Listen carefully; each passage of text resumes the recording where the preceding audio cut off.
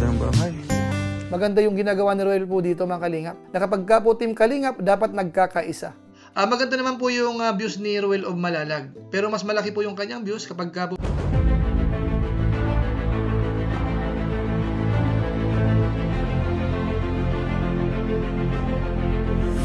Ayun, shout out guys. Muli, welcome to my YouTube channel.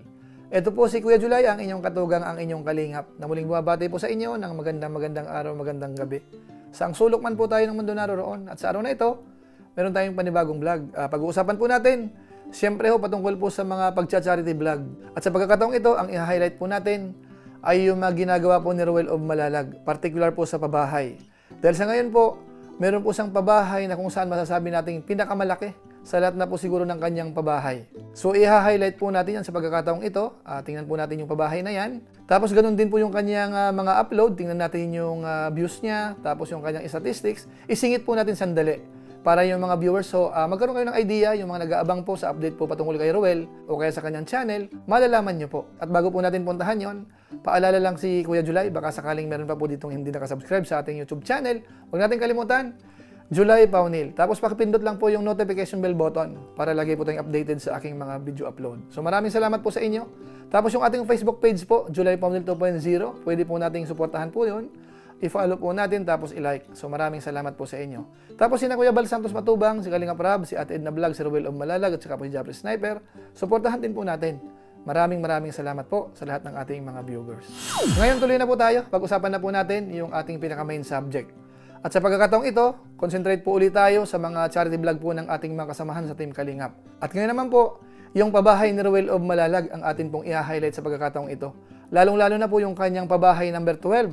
Dahil ito po, masabi natin, ito na po yata yung pinakamalaking pabahay po ni Roel of Malalag. Konkreto po yan, yero po yung bubong tapos naka-tiles po. So magandang pabahay po ito. Sigurado pong malaki yung gastos po dito hanggat sa matapos po yan. Bagamat tayo po mga Kalingap, hindi tayo nagtataka. Dahil si Roel of Malalag po, mula pa nung nasa Malalag po yan, marami na po siyang pabahay.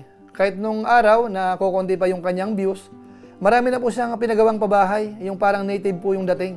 So nung mga time na yun, nagagawan din po natin ng reaction video po yan nung araw, siguro mga 2 years ago or baka higit pa. Kaya hindi po tayo magtataka kung ang pabahay po ni Roel ay tuloy-tuloy. Dahil noon po, mahina yung kanyang views, may pabahay na po siya. Ngayon po kaya na mas marami pong sponsors, malaki na yung kanyang views, malaki na yung kanyang YouTube channel, sigurado ho, kayang-kaya na pong ituloy ni Roel of Malalag yung kanyang pabahay. Tapos kung inyong matatandaan po mga Kalingap, nung nakaraan, ginawa natin ng reaction video, yung kanyang pabahay kay Just Ivan, tatandaan ko, inilink po yun dun sa pabahay kay Kuya Bal Santos Matubang, parang naging 208 po yun kung hindi ko nagkakamali. Tapos isinunod po natin yung pabahay naman po ni Nanay Emma, kung hindi ko nagkakamali, magkasabay po natin ginawa ng reaction video po yun. Kaya sa pagkakataong ito naman po yung pinaka-latest. Ito pong kasalukuyang ginagawa po na kung saan ay masyadong malaki. So ngayon po siguro mas maganda, silipin po muna natin yung pinaka-update po ng pabahay na yan. Ito po yun. Ganda ng bahay. Yun. Kulang pala kuya, yung tiles. Ayos.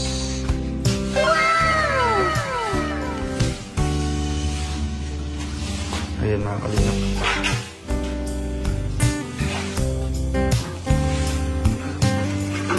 Sa CR, okay na din.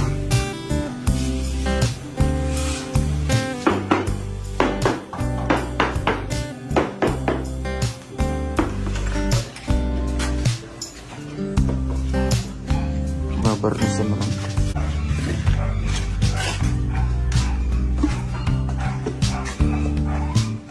Tapos sa likod. Uy, Erika. Wala kayong pasok naman.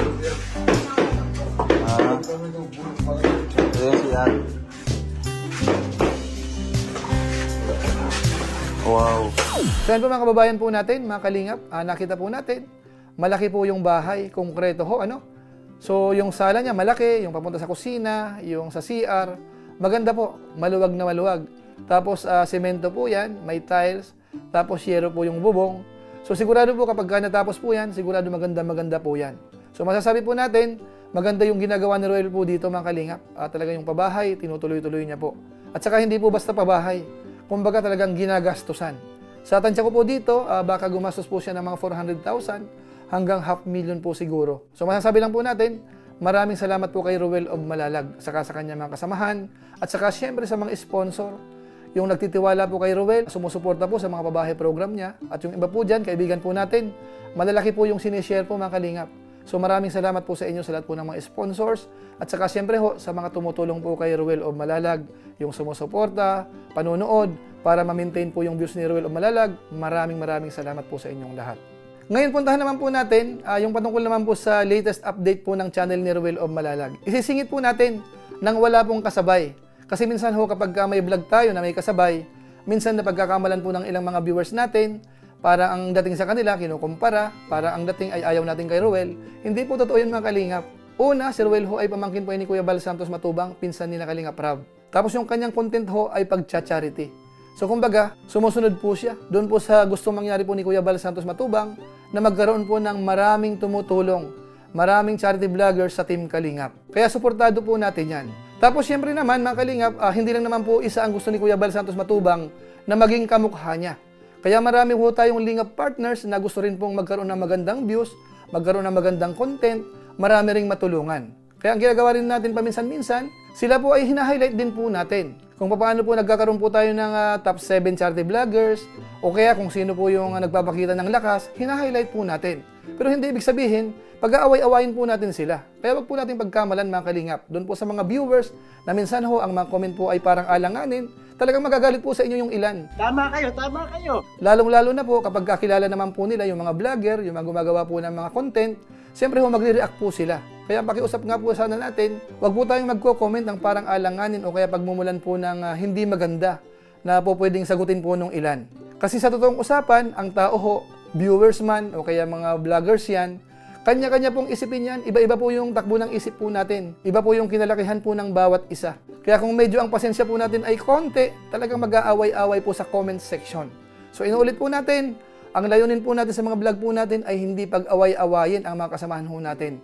Bagkus, lagi nating sinasabi na kapag ka po Team Kalingap, dapat nagkakaisa. Kahit po sa mga live stream natin, pinapaliwanag po natin yan. So ngayon po, ituloy na po natin. Medyo naisingit ko lang po kasi minsan nakakabasa po tayo ng mga ganong comment. So ngayon po, ito po yung update ng channel po ni Ruel of Malalag. Panoorin po natin. Ngayon, muli ho nating silipin yung YouTube channel po ni Ruel of Malalag. Sa ngayon, makita natin dito, 352,000 subscribers na po siya. Tapos 1,700 videos. Ngayon, pagdating po sa kanyang mga upload, yung mga latest, makita natin po dito, yung kanyang views, merong 78,000, 23 hours ago.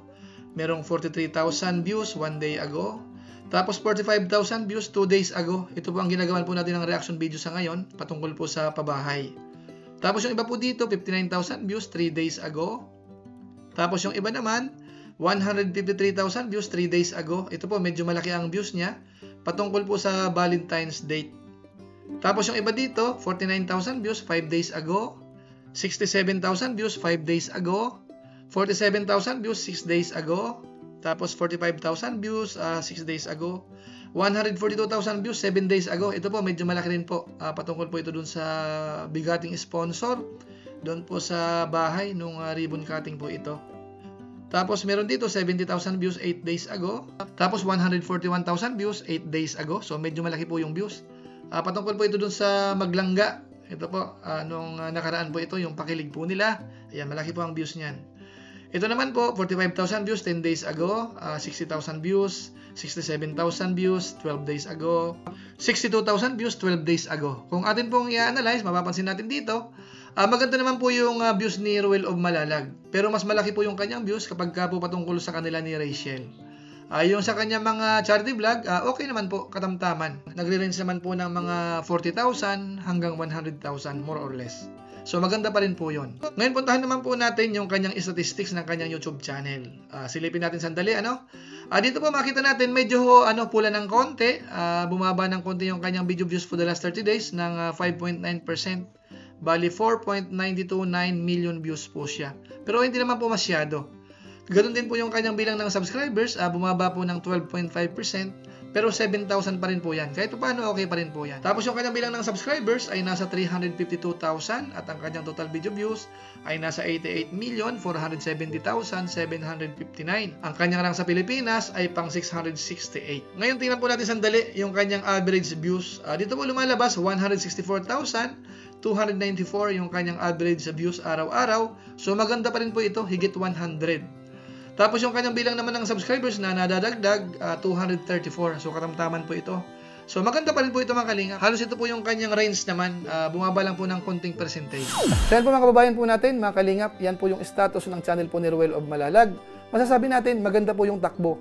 Doon po sa statistics, saka po doon sa YouTube channel niya, yung bilang ng mga views, maganda naman ho. Medyo negative ng konti, bumababa ng konti, pero hindi naman po masyado. Kaya yung mga supporters po ni Ruel of Malalag, huwag tayo mag-alala. Okay pa naman po kahit papaano yung channel po ni Ruel of Malalag at saka tuloy-tuloy pa naman po yung kanyang ginagawa. Siyempre ho yung manonood po dyan, tuloy-tuloy din. Kaya wala tayong dapat ipag-alala. Lalo't sinasabi naman po ni Ruel of Malalag, yung views na yan, yung ranking na yan, ay bonus na lang po yan. So siya po ang pakinggan po natin. Kaya huwag tayo magre-react ng kung ano-ano mang kalingap sa mga viewers po natin. Medyo maging fair po tayo. Mahalin ho natin ang buong team Kalingap sa pangunguna po ni Kuya Bal Santos Matubang, ni Kalingap Rab, ni Ruel of Malalag, at saka yung buong kasamahan po sa Team Kalingap. So siguro po sa pamamagitan po niyan, pansamantala, magpapaalam po muna tayo. Pero gaya po ng dati, meron na po muna tayong isa shout out.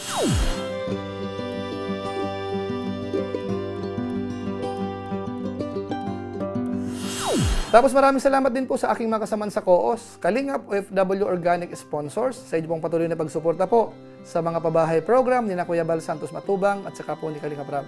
Maraming salamat po sa inyo. Tapos sa ating mga followers, sa ating mga subscribers, sumusuporta po sa ating YouTube channel, sa ating Facebook page, maraming salamat po sa inyo. Tapos yung mga laging nagtatanggol po kay Kuya July, maraming salamat po. At siyempre po yung mga hindi nag-skip ng ads, masipag mag-like at saka po nag-share ng ating mga videos.